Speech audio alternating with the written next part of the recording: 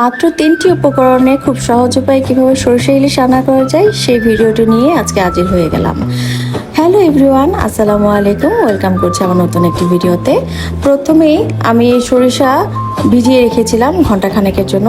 সেটাই আমি ব্লেন্ডার জারে নিয়ে তাতে কিছু কাঁচামরিচ এবং পরিমাণ মতন লবণ দিয়ে ব্লেন্ড করে নেব। কাঁচামরিচ এবং লবণটা এই পর্যায়ে অবশ্যই দিতে হবে যেন সরিষাটা তেতো না লাগে। তারপর সরাসরি রান্নায় চলে যাচ্ছি। চুলায় একটি প্যান নিয়ে তাতে আমি সরিষার তেল দিয়ে নিয়েছি। আপনারা এটা নর্মাল ভেজিটেবল অয়েল দিয়েও রান্না করতে পারবেন। সরিষার তেল দিয়ে সেখানে আগে থেকে ব্লেন্ড করে রাখা পেঁয়াজ পেস্ট দিয়ে পেঁয়াজের কাঁচা গন্ধ দূর হওয়ার পর্যন্ত আমি একটু রান্না করে নেব। তারপর দিয়ে দিব সেই আগে থেকে ব্লেন্ড করে রাখা সরিষা বাটা। তারপর এখানে পরিমাণ মতন লবণ এবং রঙের জন্য আমি হলুদ ব্যবহার করেছি। এই মশলাগুলো ভালোভাবে কষিয়ে নিয়ে আগে থেকে কেটে ধুয়ে রাখা ইলিশ মাছগুলো এতে দিয়ে দিব। ইলিশ মাছগুলো এক পিঠ আমি দুই মিনিট করে কুক করে নিয়েছি এবং তারপরে আবার উল্টিয়ে দিয়ে অপর পাশও 2 মিনিট করে কুক করে নিয়েছি।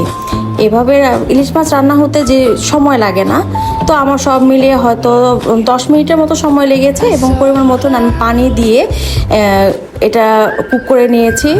আর আপনারা পছন্দ অনুযায়ী গ্রেভি রেখে তারপর আপনারা এটা নামাতে পারেন। আমি নামানোর আগে কিছু কাঁচামরিচ দিয়ে রান্নাটা শেষ করেছি।